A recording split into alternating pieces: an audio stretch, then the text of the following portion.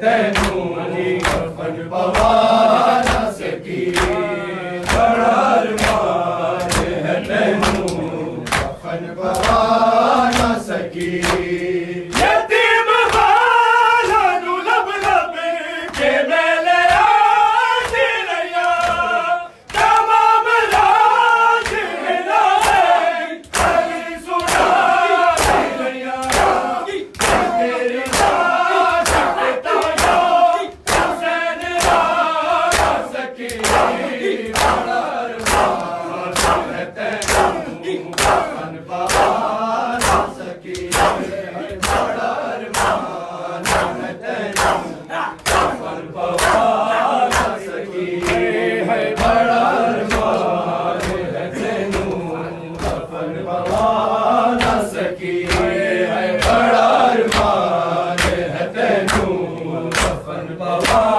نہ سکی بڑا ارمان ہے تینوں کفن پوا نہ سکی یتیم والا نو لب لب کے میلے آج ریا تمام راج نہ دے علی سنا ریا تیری لاش پہ حسین آ نہ سکی بڑا ارمان ہے تینوں کفن پوا نہ سکی بڑا ارمان ہے تینوں کفن پوا نہ سکی ہے بڑا ارمان ہے تینوں کفن پوا نہ سکی ہے بڑا ارمان ہے تینوں کفن پوا نہ سکی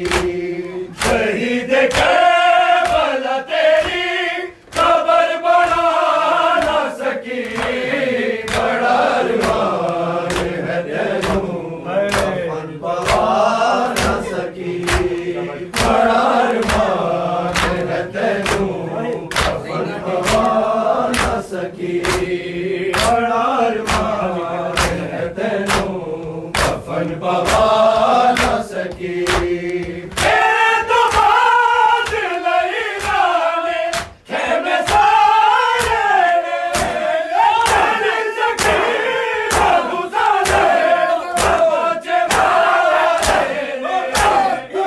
تیری لاش علی نوشے میں تو چھڑا نہ سکی بڑا ارمان ہے تینوں کفن پوا نہ سکی بڑا ارمان ہے تینوں کفن پوا نہ سکی بڑا ارمان ہے تینوں کفن پوا نہ سکی بڑا ارمان ہے تینوں کفن پوا نہ سکی تیرے تو بات لئی نالے خیمے سارے تیری سکینہ گزارے پہنچے والے تیری لاش علی نوشے میں تو چھڑا نہ سکی بڑا ارمان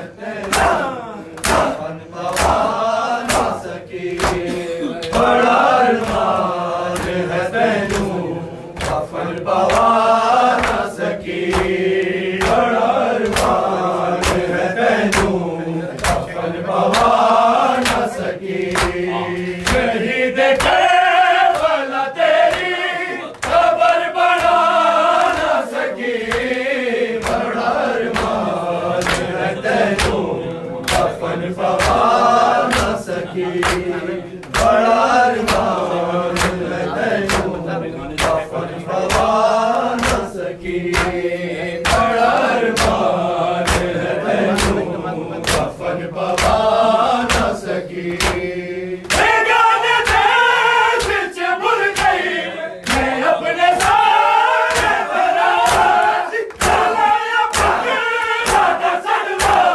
حسین تیرے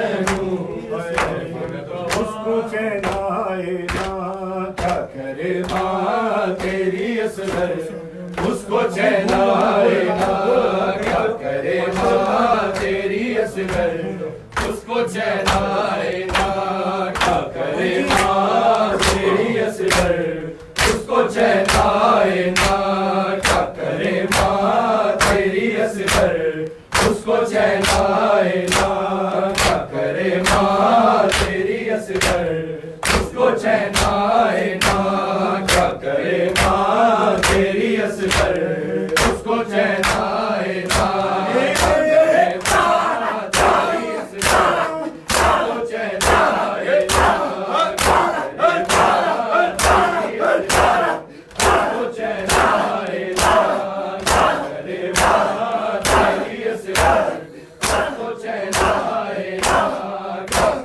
ماں تیری اصغر اس کو چین آئے نا کیا کرے ماں تیری اصغر اس کو چین آئے نا کیا کرے ماں تیری اصغر اس کو چین آئے نا کیا کرے ماں تیری اصغر اس کو چین آئے نا کیا کرے ماں تیری اصغر اس کو چین آئے نا کیا کرے ماں تیری اصغر اس کو چین آئے نا کیا کرے ماں تیری اصغر اس کو چین آئے نا کیا کرے ماں تیری اصغر اس کو چین آئے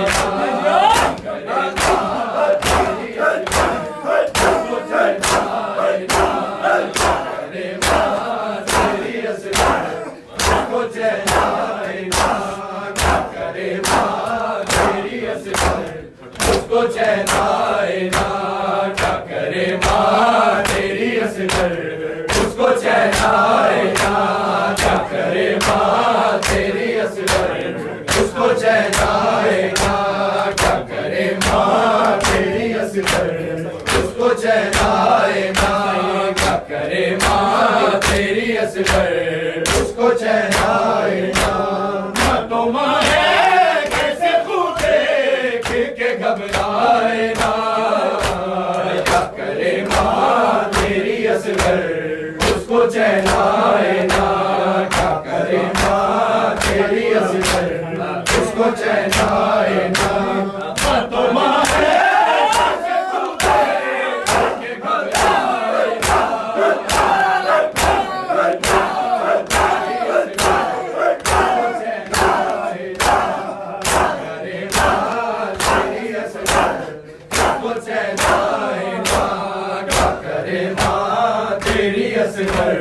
اس کو چین آئے نا کیا کرے ماں تیری اصغر اس کو چین آئے نا کیا کرے ماں تیری اصغر اس کو چین آئے نا بیویوں جانا رونا میرا پیاسا اصغر بیویوں جانا رونا میرا پیاسا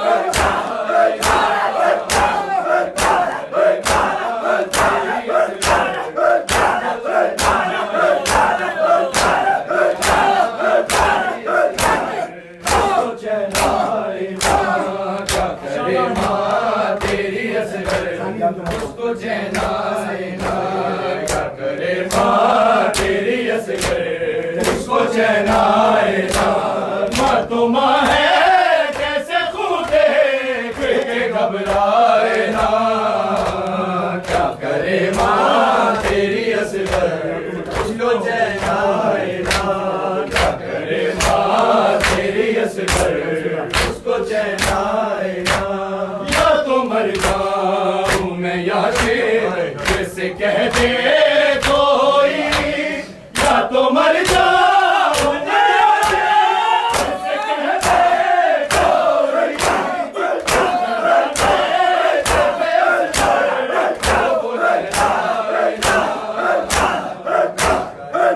محمد وآل محمد صلوات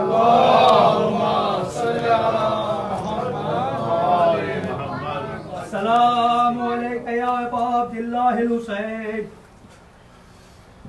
وعلى ارواح التي حلت بفنائك عليك مني سلام الله ابدا ما بقيت بقي الليل والنهار وعلى جعله الله الاخر لحد من لزيارتكم السلام على الحسين وعلى علي ابن الحسين وعلى اولاد الحسين وعلى اصحاب الحسين جميعا ورحمة الله وبركاته